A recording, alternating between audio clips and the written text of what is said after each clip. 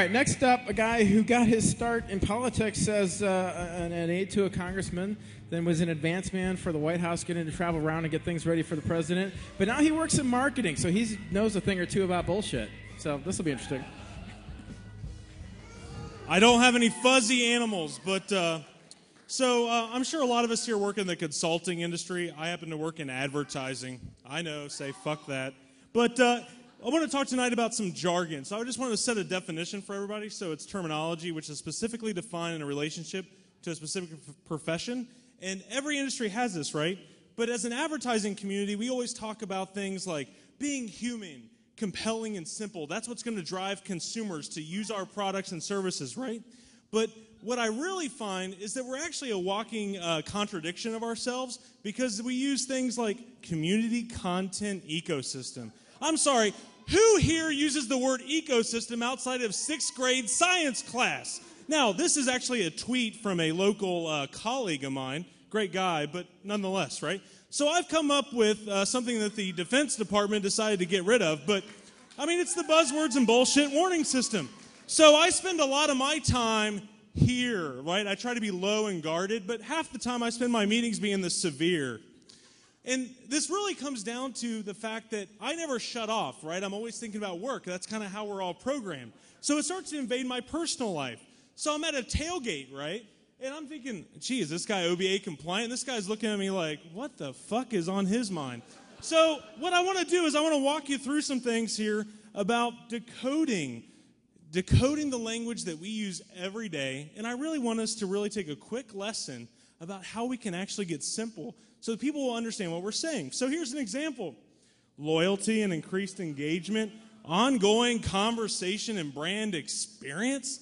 I mean, nobody here knows what the hell is on the screen or what I just said. And you're all laughing right now because it's true. So let's translate that. Give consumers reasons to buy your products over and over again. And you know what? We could use fun things like puppets, right? It worked for pets.com, so it's got to work for you, right?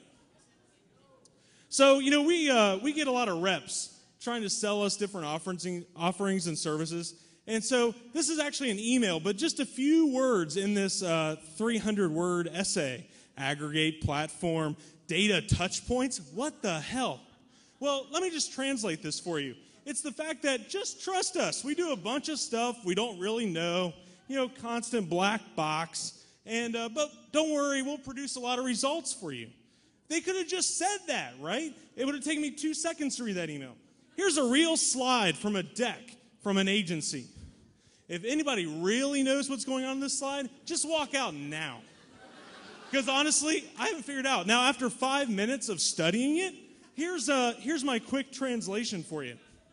How about you market where your customers are, right? There's that analogy of fish where the fish are. I mean, you could have just said that. And I think if we all took a few minutes to think about those things, people would actually understand what we're saying. Then we get all George Bush-like, and we start creating words, right? So it's like socialomics. Well, what the hell does that mean? People just glaze over in meetings. But people think they're really smart when they're saying all this. So translation, how about, let's talk about how we can use Facebook to drive sales. Guess what? I said that in less time than I used to say socialomics. And people actually know what I said. And they can go, uh-huh. And it's sunk in, right? So bonus round, acronyms. How many people here work for P&G or service P&G? You know about acronyms. Come on. WTF, PDF, NDA, IPO, KPI, POB, whatever, right? But I got a great tool for you guys to use. It's Acronym Finder. If you guys have not been there, check it out. You can put anything into this, and it will tell you. I'll be honest with you, even I'm amazed. I want to build an app around that. So it's gotten so bad that even our own industry makes fun of ourselves. How many people here has heard of South by Southwest? So guess what? They developed an app that tracks all the bullshit that we say. You know, like ROI, trends, and they actually monitor the whole thing. But this isn't just an advertising industry problem. It's widespread. How many people went to Starbucks the other day and didn't know what the guy was ordering in front of you, but they paid $8.50 for it? This isn't just Starbucks too, right? It's across all industries and categories. So here's the solution. Does what you say pass the grandma test?